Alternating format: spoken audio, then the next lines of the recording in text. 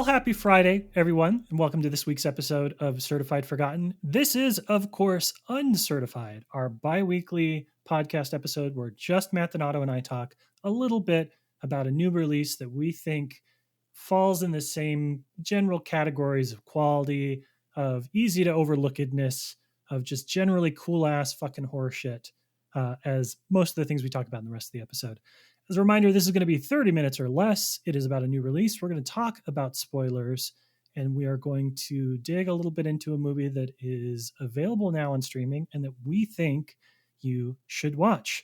If you're new to the show, Certified Forgotten is a podcast / website that talks about underseen horror films. Our normal episodes talk about movies with 10 or fewer reviews on Rotten Tomatoes. The idea being that some films are certified fresh, some films are certified rotten, our films are certified forgotten. Today, we're talking about something which I don't think is too terribly forgotten. I think that this is a movie that a lot of people like, Matt.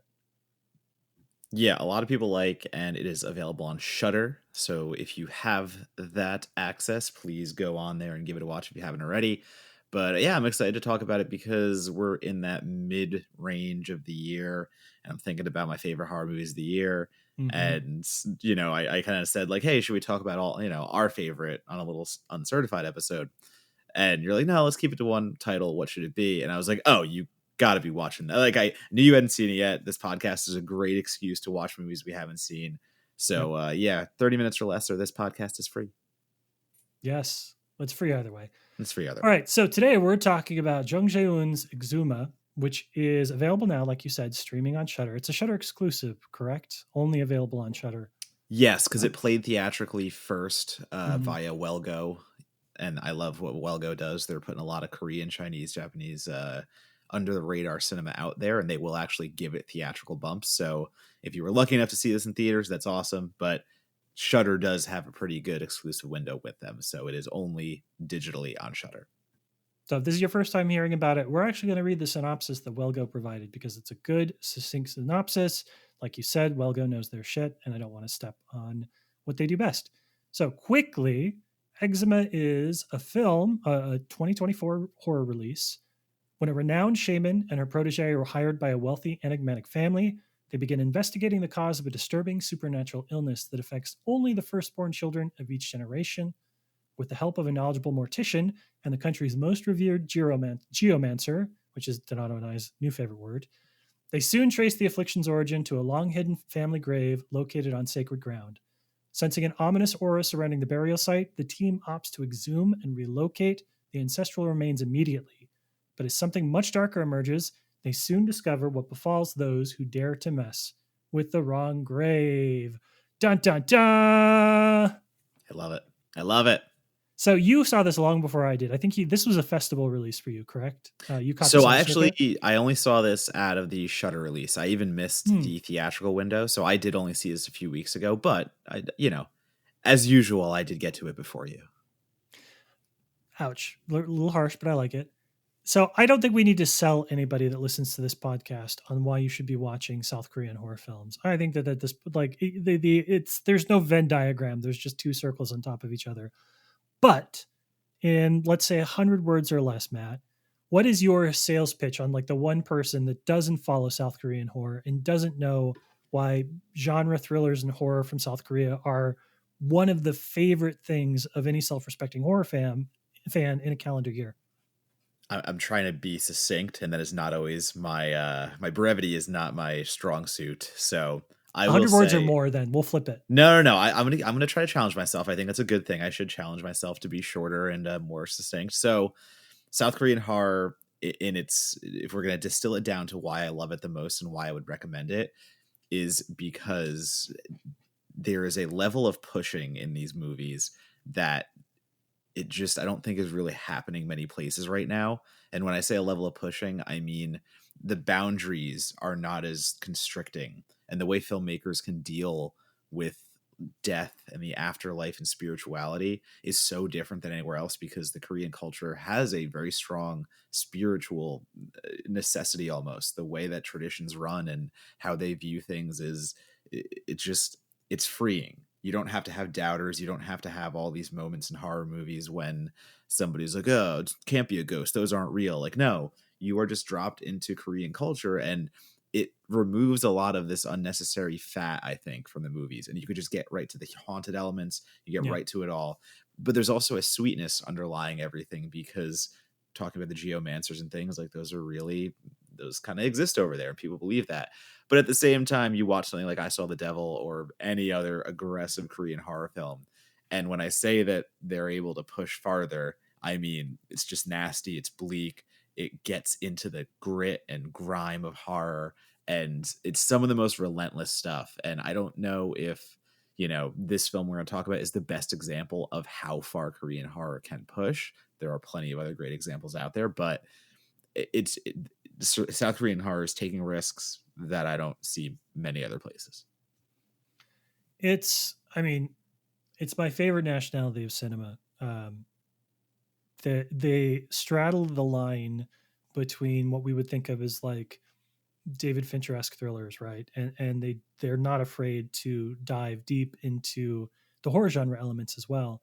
But I think one of the things that makes, and we should say that like any national film industry is more than just the films that get international distribution, right?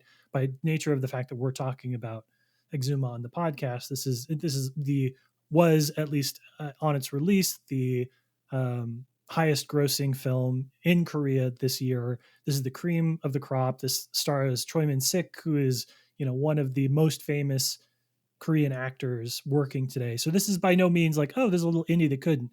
This is a film that is a blockbuster in South Korea that is going to catch on, has already caught on a little bit here.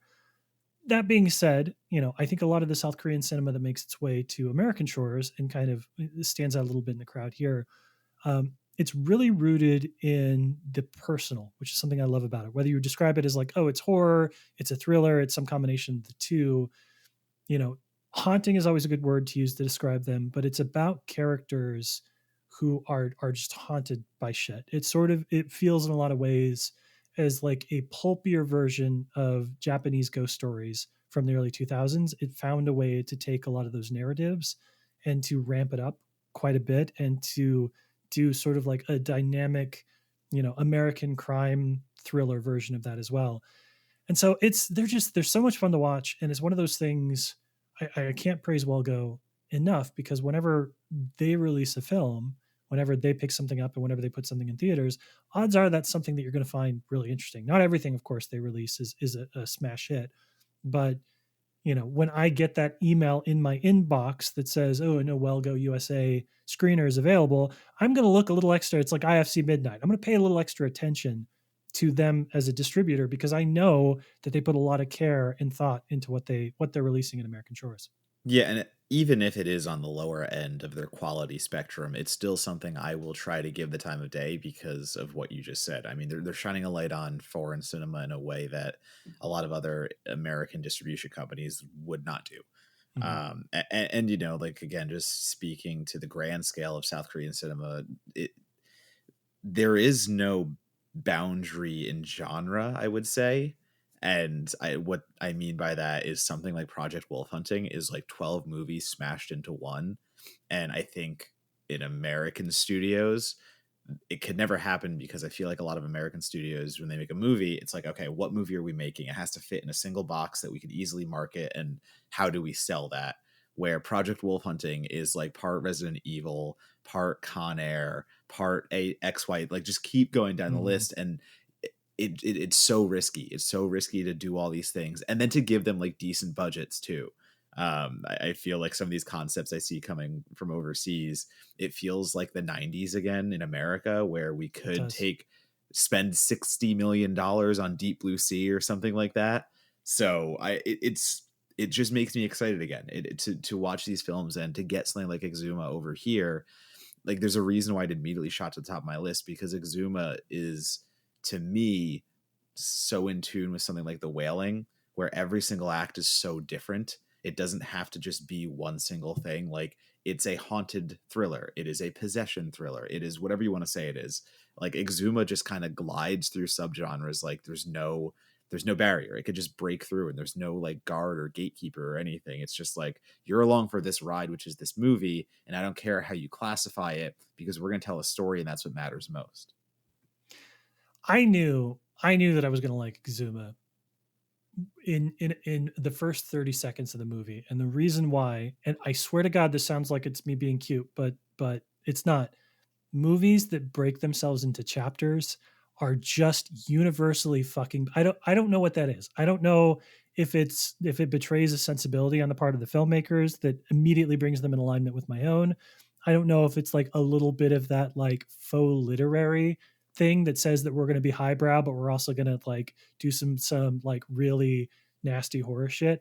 I don't know what it is, but it's one of those things like whenever a movie opens and on screen is the title card like chapter 1 or whatever it is, I guarantee you I like those movies 75% more on average than I like movies that don't have chapters. So this was like if the movie wasn't as good as it was, I would still like a little bit more for that. And I hope that somebody listening gets that, because that's such a would like it is something that Andrea and I share. Whenever we put on a movie and it's broken into chapters, we're both like, fuck yeah, this movie's gonna be better because it's a chapter movie. I can live or or sorry, I don't live or die by the chapters being on screen or stuff like that. I do like it because it does give me a sense of how long into the movie I am or something like that. I Also true. know as the chapters build up, okay, we're getting closer to the end, and that doesn't matter usually. But if it is like an excruciating film, I'll be like, okay, good, we're almost there. But with something like Exhuma, I am more into the fact that it feels like multiple experiences in the same film.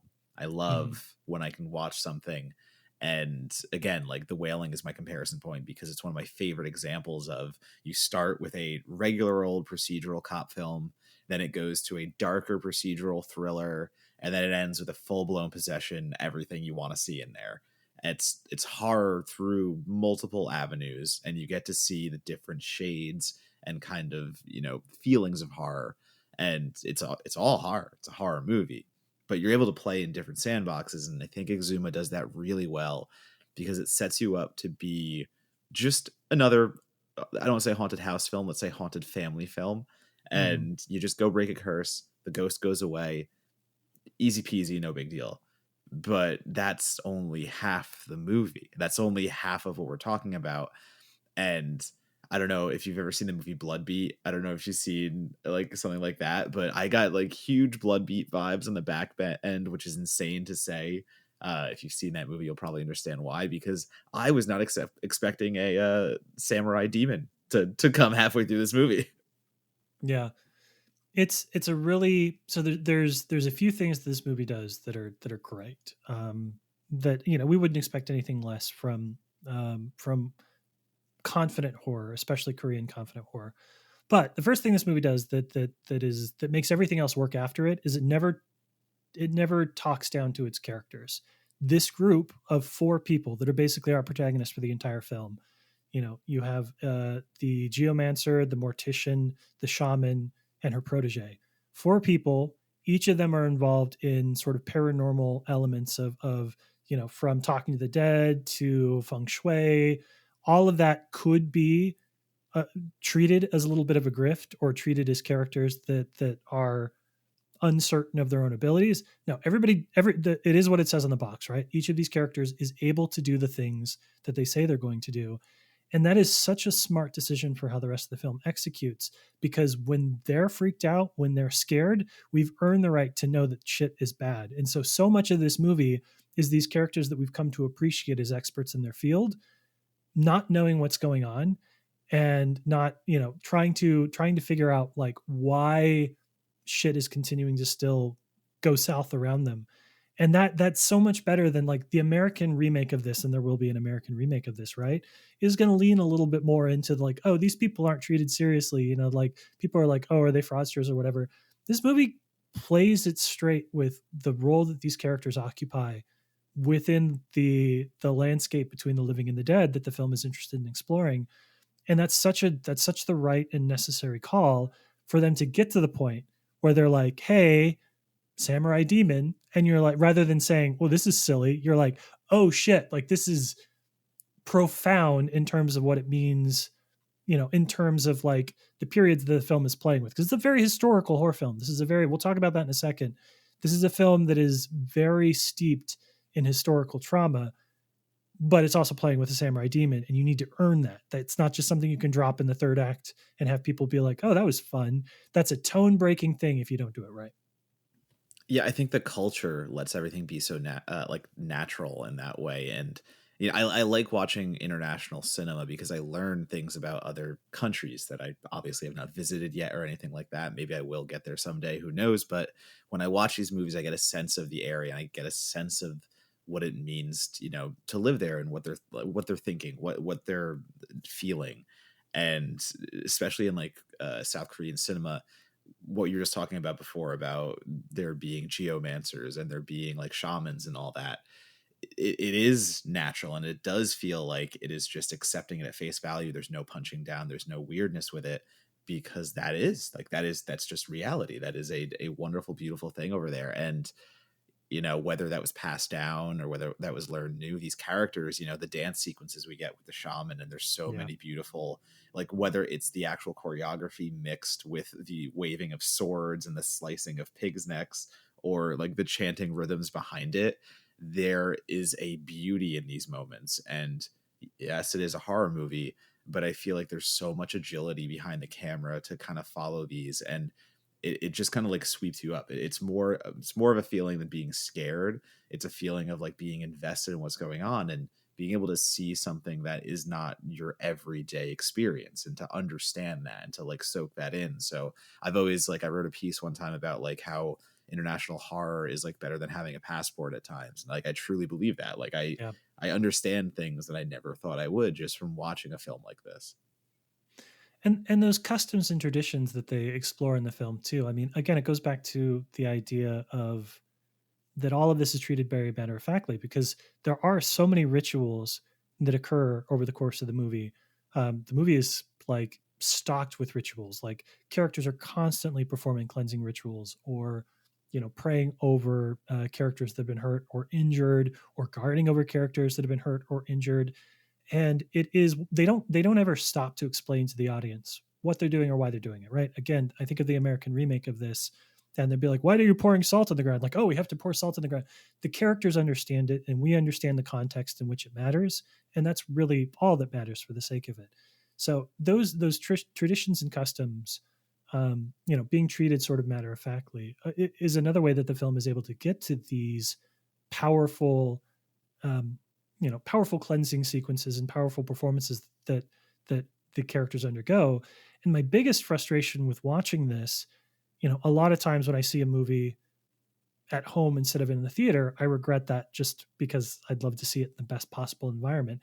I deeply, deeply, deeply regret not seeing Exhuma in theaters because of the sound design and because of the movement of the dances that Kim Goen, who plays the young shaman, uh, of what her character is going through too, because there are so many times in this movie where characters are performing basically percussion in order to create the backbeat of what's going on, the movement, the dance that's happening in the foreground, and it becomes sort of this wall of sound that both like numbs you and draws you in.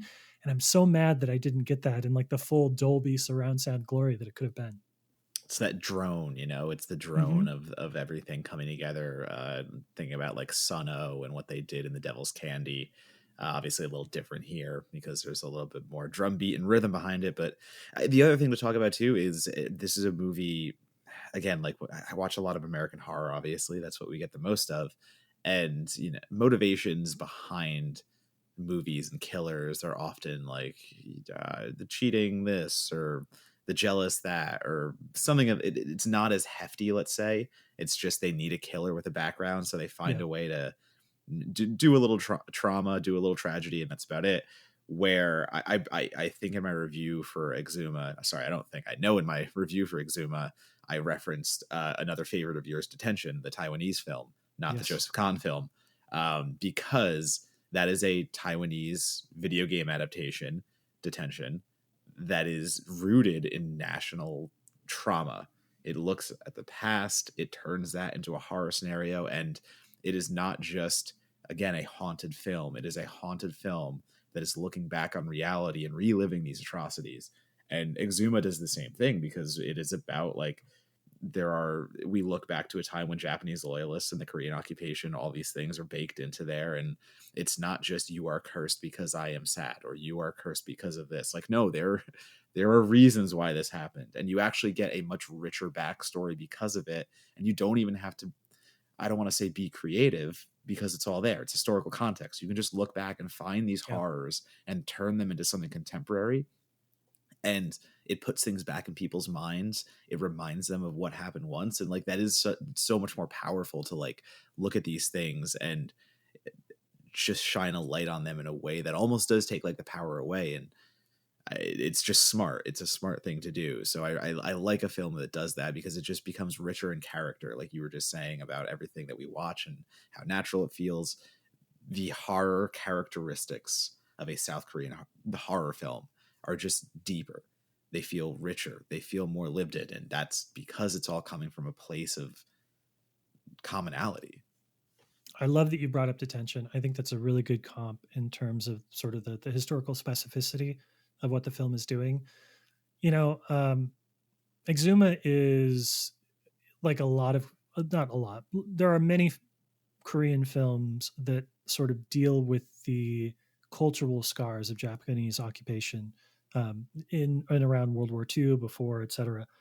And I think that, you know, one of the things that I did as soon as I finished watching the movie, and I posted this on social media because I was like, oh, I'm inspired.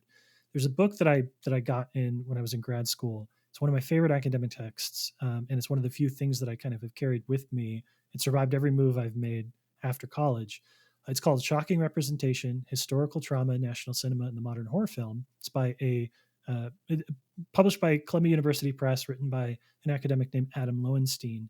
And it's such a wonderful book because it explores those notions of why horror can be such a cathartic way of dealing with historical trauma, for filmmakers to go back to things that are like a universal experience, a universal upbringing. You know, we think about families in America that you know, date back 2 generations, you know, lost loved ones, lost family members in the Holocaust, or, you know, immigrated to the United States in the aftermath of that. Like, these things that are just so ever present and such a formative part of how culture has evolved, that they become, you can basically create sort of a cinematic shorthand, that if you're talking about Japanese occupation, that you don't need to explain as much to a Korean viewer, because that is something that is well understood.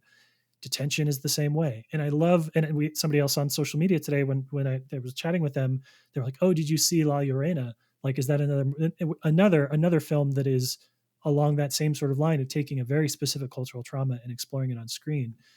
And if I had to, gun to my head, or, you know, demon samurai sword to my head, or I guess technically demon samurai fingernails to my liver, I would say that nothing makes me more excited. There's no flavor of folk or slow burn horror that I like more than horror that is going back in time and trying to make sense of something that has left so many people, you know, broken. That is just a there's a before and there's an after to when that major cultural event happened. When done right, when not exploitative, those kind of films are just so fucking powerful. And Exuma is a great example of that.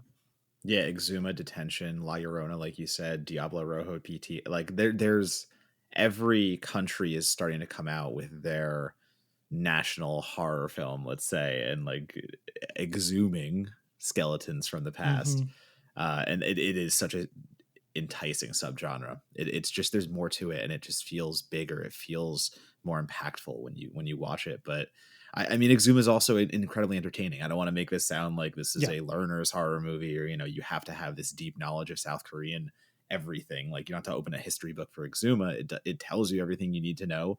It's also just well crafted horror. Just getting down to the nitty gritty. It is disturbing at the right moments. It makes you laugh. It makes you like twitch in fear. You'll get your moments of gore. You'll get your moments of the possession. Let's say just bone creaking. I don't want to get too far into it because Mm-hmm. there's some really Mm-hmm. good stuff in there. But every time it switches into a new subgenre, it takes with it everything that you want to see in that little subgenre. Yep. So it may feel like three different parts all trying to do different things, but not only do they come together beautifully, like they are seamless, they are threaded the needle right there, but you get everything you want out of each part. It's not leaving anything behind. You see what you want to see and then to the next part. And again, not a lot of movies can boast that. And it does such a good job of doing right by its characters too, which is a complaint that I've talked about on this podcast and on other podcasts before, is that horror sometimes feels like it needs to kill people to make you realize that people could die, right? Which is always one of my biggest frustrations with the genre is the threat of something bad happening you don't need to burn through, you don't need to have collateral damage in order to get that. Bad things happen to these characters, but it means something. It means something to them and to their little community of spiritualists that they've built up. It means something to the audience. And this is not a movie that is in any way casual or careless with its treatment of life. When bad things happen to people in this movie, it is usually among some of the better, like, bigger conventional horror sequences that we've seen, a ghost story, a demon story, like you said. But it's that human element, those human stakes, where I always say that, like, I go into every horror movie and I want everybody to survive. That's what I want. I want to watch a movie where I want every character to survive, and each character that doesn't is like a punch to the stomach for me. This is one of those movies. I want everybody to turn out okay in the end. And when bad things happen to these characters, it like, I feel that. And that's what I want. That's what I chase. And that's what I got here. Ditto. I'm glad you liked it. I knew you were going to like this one. I didn't have to even think about it, because the other one I was going to ask you for was The Devil's Bath. And that one we would have a much different conversation on, because I am one of the only ones, and not the 92%, I think, right now. You don't often go against the grain, but I'm always delighted when you do. So I'm excited to watch The Devil's Bath and see where you ended up. I do it more than most. There was a study done once. I was actually on the higher end of going against the Rotten Tomatoes score. Really? Hilarious. I don't know why this happened or why my name was included, but like 5 or 6 years ago, a website did a poll of like select critics, and I was way more against grain than I thought I was going to be, because I did think I was like, oh, I'm going to be like 100% with the popular score. I wasn't somehow. Surprised. I like that. For our shorter uncertified episodes, our final question is always Donato movie or Monagle movie. Is this a both? I mean, it's certainly a little bit more me in terms of like the narrative that it's telling, but I feel like the execution puts it solidly in Donato territory too. Yeah, I'm going to go with a both on this one. I mean, again, I was the one that recommended it to you, so that had to say something. And I will say, we're not talking about all our favorites of the year so far, but Exhuma is my favorite of the year so far. And that includes A Quiet Place Day One, which I just saw and I did love. And Longlegs, yes. Not out technically yet, so I'm waiting for that one. Maxine doesn't count, Longlegs, but neither of those are dethroning it. Spoiler alert. All right. I love that. So there you go. It is available on Shudder right now. Go stream it. Set aside 2 hours and 13 minutes or whatever it is. You'll be glad that you did. Donato, what would you like to leave our audience with on our way out the door here? You got anything you want to promote? Any upcoming products, social media that you want to call out? I'm just going to say the social media is always at Donato Bomb, Twitter, Letterboxd, Instagram, Blue Sky, TikTok. The last two I don't use as much, but hey, I'm there. And you will follow more reviews, more physical release things. We're doing things. So yeah, follow me on the socials. I'll tell you. As for myself, you can follow me pretty much just on Blue Sky. It's Monagle, and then whatever the rest of that chart string is. Someday I'll learn it. But please do follow Certified Forgotten across all the social media channels. Visit www.certifiedforgotten.com. Visit patreon.com/certifiedforgotten and sign up for our free newsletter. Every week, we bring right to your inbox via Patreon's free subscription service all the updates, everything that's going on in our world. You'll be glad you did. And given a little bit of time, we think maybe you'll even become a patron yourself.